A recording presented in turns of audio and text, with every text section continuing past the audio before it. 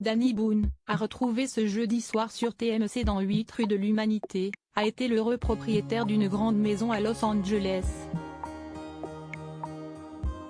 Là-bas, il bénéficiait d'un sacré avantage. Le confinement, lié à la pandémie de la Covid-19, a marqué les esprits de tout le monde. Notamment celui de Danny Boone, qui a décidé de consacrer un film à ce sujet. Un long métrage intitulé 8 rues de l'Humanité, diffusé par TMC ce jeudi 21 septembre 2023 à 21h25, dans lequel il incarne un homme vivant à Paris. Dans la brève vie, celui qui a toujours clamé son amour et son admiration pour Louis de Funès est domicilié en Belgique, à Bruxelles plus précisément. Mais avant cela, il a habité aux États-Unis, du côté de Los Angeles.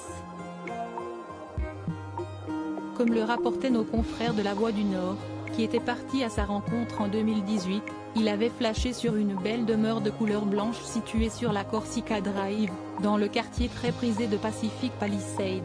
Johnny Hallyday y était également installé, note de la rédaction. 5 chambres, 7 salles de bain, 948 mètres carrés de surface habitable, piscine et vue sur l'océan Pacifique. Une magnifique maison estimée à 11,75 millions de dollars, soit 9,5 millions d'euros.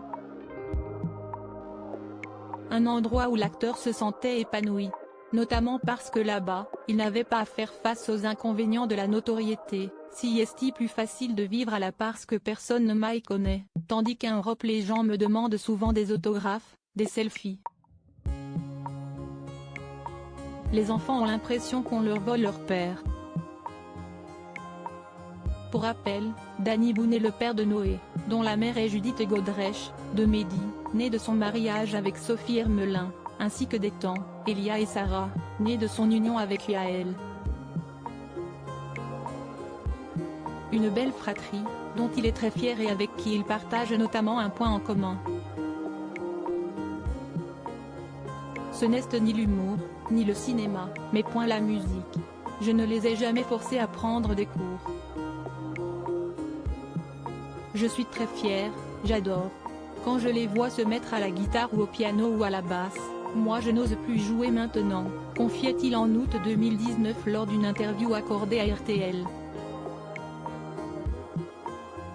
Mais il est également déjà revenu, cette fois-ci lors d'un entretien avec Gala en 2018, sur la manière dont ses enfants ont souffert de sa notoriété. On me prenait en photo dans la rue et je ne voulais pas qu'ils soient sur la photo.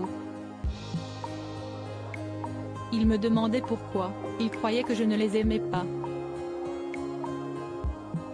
L'acteur expliquait alors déjà qu'avec la notoriété, les enfants ont le sentiment qu'on leur vole leur père.